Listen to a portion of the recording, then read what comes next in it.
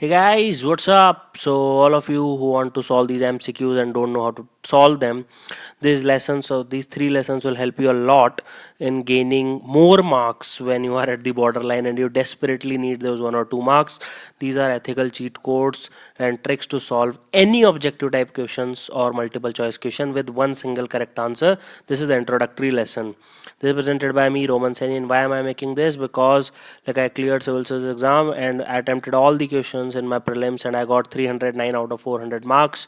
And if you feel like these courses are helping in any way, you can click on the contribute button and leave a voluntary fee, which will help us in bringing more and more awesome courses. And you can watch all the courses on static portion of UPSC and current affairs on unacademy.in. And you can follow me on this link unacademy.in/user/Roman Saini. Now, the first thing first is you cannot succeed unless you have a rock solid pre existing knowledge base. Please don't think that by watching this lesson you can circumvent 1 or 2 years of study. That is absolute crap. What this lesson can do is it can help you in getting 1 or 2 more marks or 1 or 2 more questions or 5, 6, 10 marks maximum here and there. So, pre existing knowledge base is key. Okay.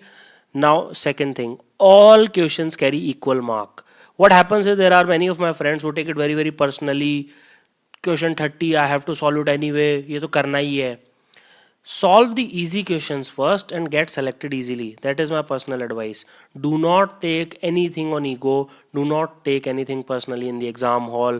Nothing will come out of it. Examiner does not know you. You don't know examiner. Nobody gives a crap about your ego. Just solve the easy questions and select it easily.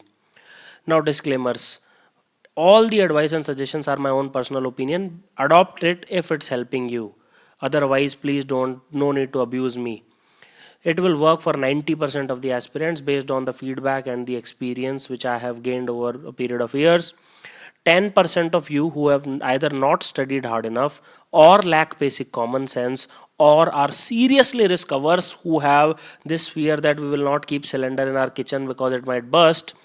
Please do not try this at home. Like WWE, I am giving you a warning, don't try this in the exam hall. It is extremely beneficial to those who are at borderline, who think they can get 100 marks but are not 100% sure that they will go through the line and they just want a few extra marks to clear this examination. Always believe that negative marking is awesome. It is not a bad thing. It will separate wheat from chaff, just like winnowing does. So it will separate the bad aspirants from the serious ones. And finally, do not cheat. These are cheat codes so that you don't need to cheat in the examination hall. No illicit means, please, only mind tricks. Now, cut off based on last 5 to 10 years. Always, whenever you give any exam, always think about the cutoff. So cutoff last year is like 107, something like that. So always aim towards at least getting 110 plus marks. But it depends on the difficulty of the examination. Always remember that there is negative marking, so you cannot just go berserk and attempt all the questions. Now, negative marking is in all the exam, not just UPSC. It should be such that if people solve everything without knowing anything, marks should be 0. So, for example, if there are 5 options and only one correct, so negative marking should be 20%, 4 option 25%, 3 option 33%, and 2 option 50%. So if the negative marking is more than this, please stop attempting question unless you have boiled down on these. So for example, if in 4 option the negative marking is 33%, then do not attempt all the questions unless you have eliminated 2 options at least. Now, why is it needed? Why this lesson is needed? Because competition is getting extremely ruthless. It is so ruthless that even toppers clear prelims by a few marks here and there. And now cutoff will be as predicted 105 plus minus 10. I predicted one day before the prelims last year, and this year also, depending on the difficulty level, it might be something like that. Now you will not be knowing the 100% correct answers to more than 50 questions. So assume if you attempt all the questions which you know the answer, you will get 100 marks, right? And you will not get qualified. So you will need to attempt 80 to 85 questions. Hence this lesson is needed. I'll tell you how to take these risks calculatively. Now, if there is no negative marking in any exam which you are giving in your life, whether graduation or competitive, then you have to attempt all the questions under any circumstances. If you leave any questions in that circumstances, you are absolute idiot. Now, how do you give time per question? So total time here divided by total questions. So time in minutes, sorry, this is in minutes. So if 100 questions are there in 2 hours, then you have 72 seconds or 1.2 minutes per question.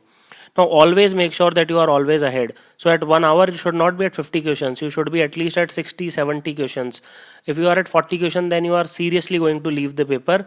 At least try to be 10 questions ahead. So at half an hour you should be around 35-40 marks, at 1 hour you should be around 60 mark, and at 1.5 hour you should be around at 90 marks, and at 1 hour 40 minutes you should complete the paper. Always make sure you are ahead at all times. If you are not, just skip the question and go ahead and finish paper 15 minutes before the time. Do not go with a preconceived notion that you will attempt 100 questions or 85 questions or whatever, because it depends upon the difficulty level of the examination. Again, do not predict the difficulty level of the paper by seeing first 10 to 20 questions. In C sequence it may be very easy, the first 10, and you might think the paper is very easy, I need to complete everything very fast. And in A sequence it must be very difficult, you don't know a single answer to 10. So always my suggestion is read the entire paper before deciding what is the difficulty level. Now, as I was saying, if paper is hard, you will not be able to attempt even 10 questions with 100% surety. And if paper is easy, you can attempt all the 100 questions without using any technique. So always go through the paper first in the first 5 minutes, the entire 100 questions, and then decide how many you are going to attempt. Now the techniques which I'll be using in a nutshell include elimination method, which I'll be briefly introducing here. The entire second part of the series will be on elimination method. Then all the third part will include all these techniques like introspection and recall, how to relive the moment of study, then finding the answer in the question paper itself, not attempting doubtful ones in the first go, focusing on the language of the questions and the options, dodging the bullet properly, putting on the examiner's shoes, how he thinks, all of the above versus none of the above controversy, and how to actually scientifically fill the OMR sheet. So these are the techniques in a nutshell. Let's touch upon the elimination method first. Now what do you mean by elimination method? This is the only proven method which actually works. All the other methods are based on my personal experiences, and they will also work. But this every Tom, Dick and Harry knows but does not use properly. So let's assume even if you do not know the correct answer, you can still get full marks. It is not essay type answer where you have to know the answer to get the full marks.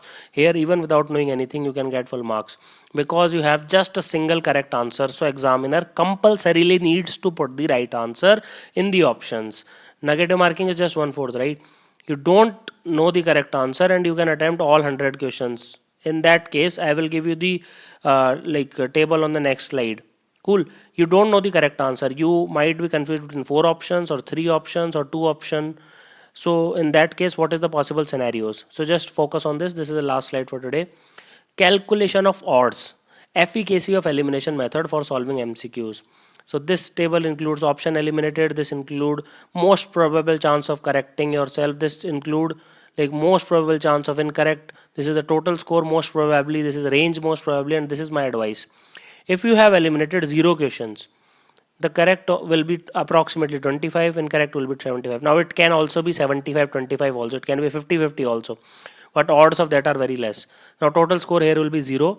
Range can be from -10 to +10. My advice is do not attempt unless you have just attempted 30 questions. Then in any case you are going to fail, right?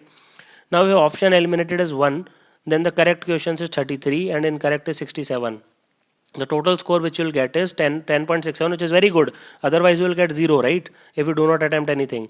Range can vary from 0 to 21. In any case you are getting 0, right? So attempt. It's my sincere advice that attempt, especially if you are on borderline that you are getting 95-100 marks. My personal suggestion is attempt all the questions where you have eliminated one or more option. And in option 2 and 3 there is no question that you have to attempt all the questions without a doubt. You are a very big idiot on this planet earth that even when knowing that you have eliminated 2-3 options, that goes without saying you know the correct answer, right, by default. So you have to attempt it. This is ridiculous.